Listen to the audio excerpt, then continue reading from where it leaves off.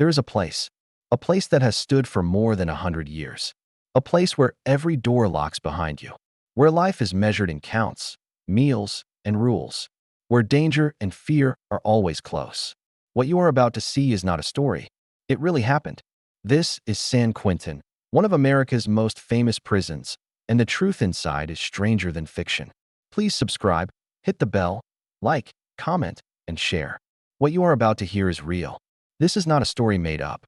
This really happened. There is a very old place, a place where every door locks behind you, a place where life can change in a moment. This place is called San Quentin. It was built in the 1850s. California was a young state. People were coming for gold. But where there was gold, there were crimes. The state needed a prison. At first, prisoners were kept on a ship called the Wobbin, 4 men at a time, crammed into tiny, dark rooms, only 8 feet long, cold and wet. Guards often left them alone at night. Some men did not survive. In 1852, the state bought land at Point Quentin. Prisoners themselves built the prison.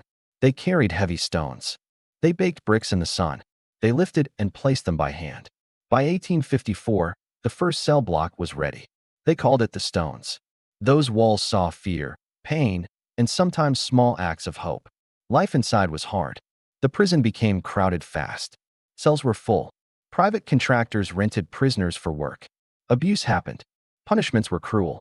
Complaints reached the state. In 1858, the government took full control. But even then, the prison stayed dangerous. One wrong word, one wrong step, and your life could change forever. Over the years, San Quentin grew. More buildings, taller walls, hospitals, executions happened. Fear was everywhere. Life was measured by counts, meals, and rules. Respect was the only safe way to survive. Friends could help, but some friendships were fragile. Alliances could break. Yet, even in this dark place, small changes began.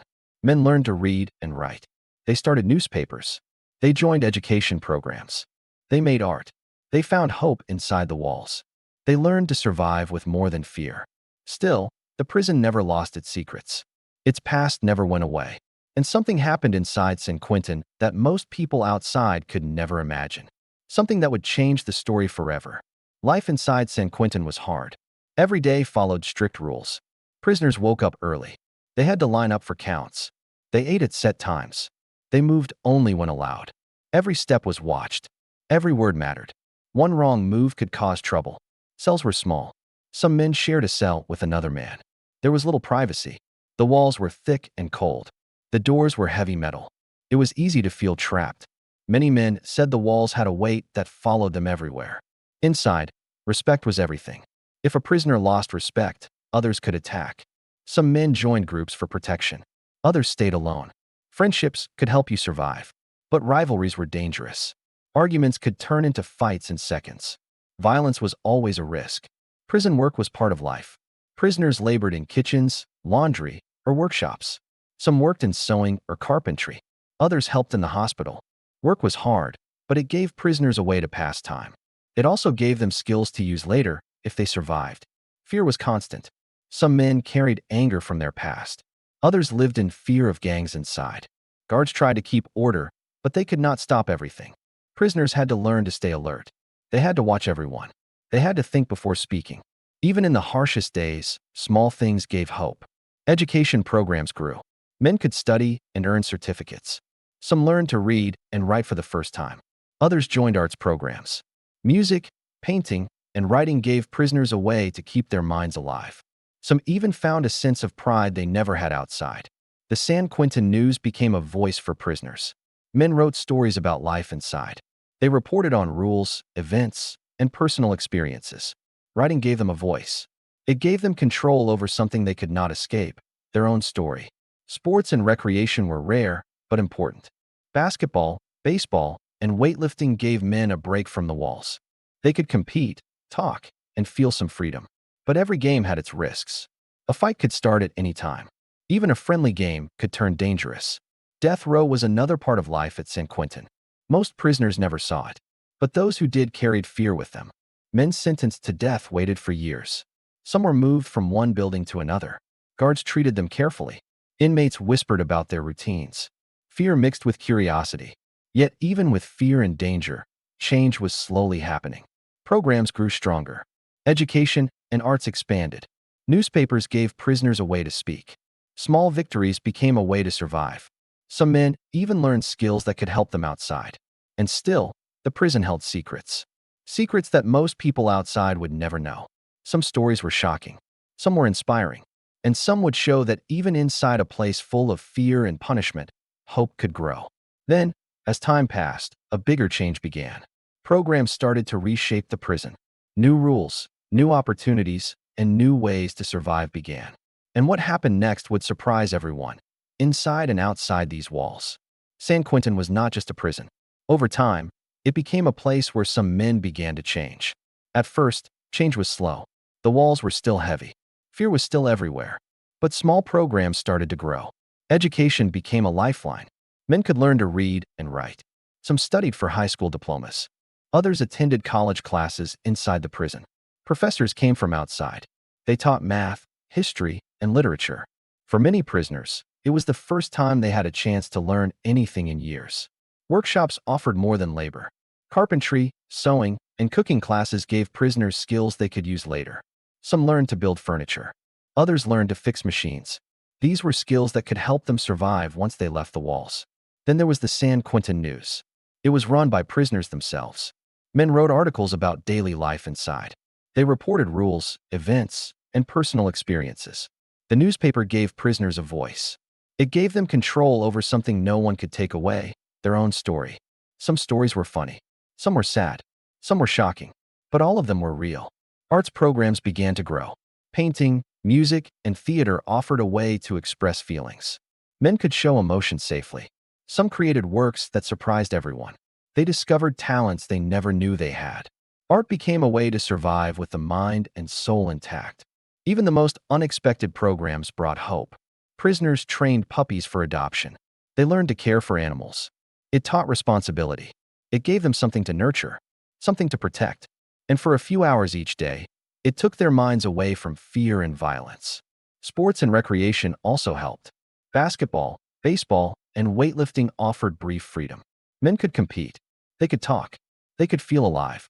But even fun had risks. Games could turn into fights. Competition sometimes sparked conflict. Still, it gave prisoners a glimpse of life beyond the walls. Some men began to change from the inside out. They learned to control anger. They learned patience. They learned how to communicate without fighting. Slowly, the prison itself began to change. Rules adapted. Programs expanded. Education grew stronger. Hope started to spread in small, quiet ways. And yet, not every man changed. Fear, violence, and secrets still existed. Even in classrooms, some prisoners stayed distant. Even with art and education, the prison walls reminded everyone of their past and their limits. Change was possible, but not guaranteed. But one day, the combination of education, programs, and voices from the inside would lead to something remarkable. A new reputation began to grow for San Quentin, not just as a prison, but as a place where men could find a second chance. And the story of that transformation, the real stories behind the walls, would lead us directly into the next chapter, where the human side of San Quentin comes alive in ways most people could never imagine. Even after decades, San Quentin still held secrets. The walls were thick. The doors were heavy. But inside, human stories continued. Men laughed. Men cried. Men dreamed. Some found hope in small things. A book, a letter, a visit from a teacher, a kind word from a guard. Friendships were fragile but real. Alliances helped men survive. Some prisoners mentored younger men. They taught them to read, to write, to control anger. They shared lessons learned the hard way. For a few, these lessons became a path to a new life. Some men worked with dogs. They trained puppies to be adopted. They learned responsibility and care. Others wrote for the San Quentin News. They told their stories. They shared their truth. Every word mattered. Every story mattered. Art, music, and sports became lifelines. Painting, singing, and basketball gave prisoners a way to escape the walls in their minds. For a moment, they were not prisoners. They were human. They were alive. And slowly, these small acts of life began to change the culture inside. But danger never left completely. Fights still happened. Secrets still hid in the shadows. Not everyone wanted to change. Not everyone could survive the pressure. Fear and tension were always present, and sometimes the past came back to remind them of it. Today, San Quentin is not just a prison. It is a place of hope and learning. It is still a place of punishment, but it is also a place of second chances. Education programs, art, newspapers, and rehabilitation efforts show that even in the darkest places, change is possible. The future is uncertain. Some programs will grow, some may fail, but the walls of San Quentin carry stories that will never be forgotten. Stories of fear, survival, and hope. Stories of men who learned to rebuild their lives in a place that once only punished. And the most surprising truth?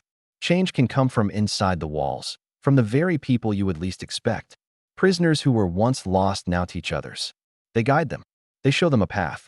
And slowly, the prison itself begins to change, one person at a time. San Quentin will always be a place of darkness and light. A place of history and human truth. A place where lives are broken and rebuilt. And even though its walls are old, its story is still being written. The secrets, the struggles, and the victories continue, just waiting for the next person to step inside. San Quentin is old, and it is hard, and it is still changing every single day. Inside those walls, some people fall, some rise again, and some never leave at all.